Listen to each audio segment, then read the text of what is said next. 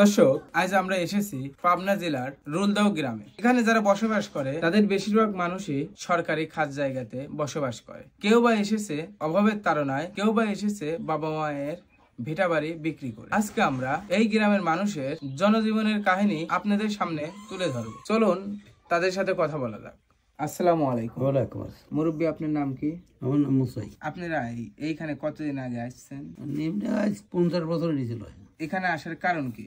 এখানে কারণ অভাবে পড়ে আইছি, বাপের জায়গা ছিল না, যেরকম জায়গা ছিল বাপ মা খায়া চলে গেছিল বিক্রি করে। তারা আমরা এক ভাই এক যা চলে আইছি। আপনারা কয় ভাই? আমরা দুই ভাই। এক ভাই চলে গেছে মঙ্গলগ্রাম, আমি আছি এ নেই। আপনি বড় না ছোট? আমি বড়।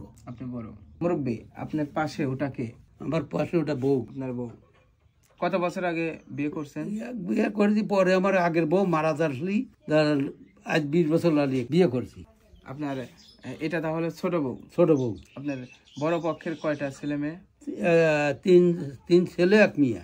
আর ছোট পক্ষের? ছোট পক্ষে কিছুই হয় নাই। কিছু হয় না। আপনার শরীর ভালো আছে? আমার শরীর অসুখ।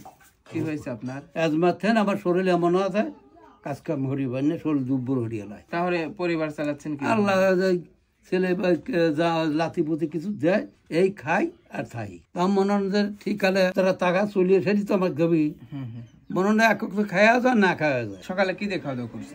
সকালে আলু ভর্তা হয়েছিল। খাবেন যে দুপুরে খাবার আছে বাসায়? আছে, ওই সকালবেলা না দিতে ওই 2 বেলা খাবো না, রাত্রি খাবো না, 2 বেলা খাবো না। ওনার শরীরে ভালো আছে?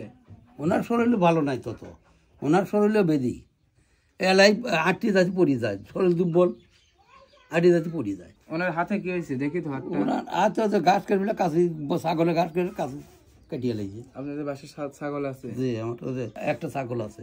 ছাগল তো দেখলাম হয়তো এই বাঘে ছাগল এই রুমের মধ্যেই রাখেন।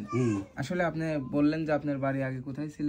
ঠাকুরবাড়িয়া। ওখান থেকে চলে আসার কারণ? ওই তো অভাবে পড়ে চলে আসছি, বাড়ি জায়গা পয়সা ছিল না, অভাবে পড়ে এক ভাই দুই ভাই, এক ভাই চলে মঙ্গলগাঁও আর আমি চলে আসছিলাম। আমার পয়সা করি নাই ফসল, আমি এসে খাট জায়গা বসত করছি।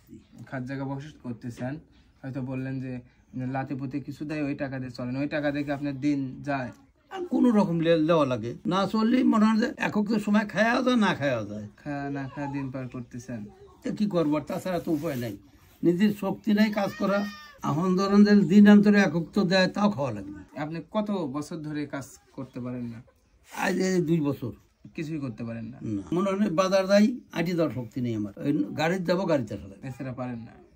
এটার জন্য ডাক্তার দেখান নেই?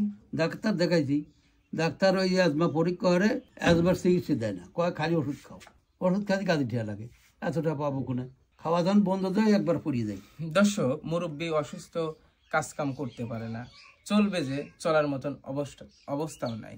অবশ্য আমরা খবর পেয়ে দেখতে আসলাম দাদা ও দাদিকে, হয়তো এসে তাদের সাথে কথা বলে বুঝতে পারলাম যে তারা দুবেলা দুমুঠো খাইতে পারতেছে না। চিকিৎসা তো দূরের কথা, চিকিৎসা করবে কেমন করে? চিকিৎসা করার মতন অবস্থায় নেই। আচ্ছা দাদা, এখানে যখন আসি অনেক তো ঘর দেখলাম ছোট ছোট, এখানে যারা থাকে সবাই কি খাস জায়গায় থাকে? কার জায়গা, সব কার জায়গা।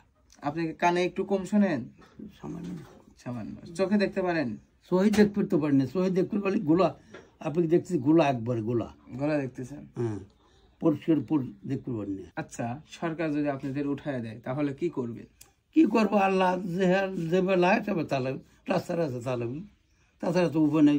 আমার যে জায়গা কিনবো, একটু ভিটে কিনবো, সে জায়গা একটু পয়সাটা নাই। ভাঙা তরি সিরাপাল কথাটা গানের হলেও দাদা ও দাদিকে না দেখলে বুঝতে পারতাম না। দেখুন, তারা অসুস্থ, সে নিজেই খাইতে পারে না, আবার যদি এখান থেকে যদি কেউ উঠায় দেয় তাহলে যে থাকবে কোথায়, থাকার মতন জায়গাও নেই। দর্শক, আমি কথা শুনলাম, আপনারাও হয়তো বৃদ্ধা আর বৃদ্ধর কথা শুনলেন, অবশ্য কথা শুনে বুঝতে পারলেন। আমার পক্ষ থেকে আমি যেটুকু দিতে পারি সেটুকু দিয়ে যায়। আপনাদের যদি দাদা ও দাদির কথা শুনলেন, তারা কিভাবে দিন পার করছে, থাকবে যে থাকার মতন একটা জায়গাও নাই, আপনি যদি তাদের পাশে থাকেন অবশ্যই আমাদের সাথে যোগাযোগ করবেন। দাদা, এই টাকাটা নেন, এটা ওষুধ কিনে। হ্যাঁ, আপনার আল্লাহ বাঁচালা হোক, আল্লাহ দিন আমাকে করেন, সুস্থ করেন, যা আবার দান মানুষ করে দিবেন, গরিব যাচারে, এই আমি কামনা করলাম। দর্শক, সবাই ভালো থাকবেন, সুস্থ থাকবেন, আমাদের ভিডিও দেখবেন এবং আমাদের পাশে থাকবেন। সবাই ভালো থাকবেন। আল্লাহ হাফেজ।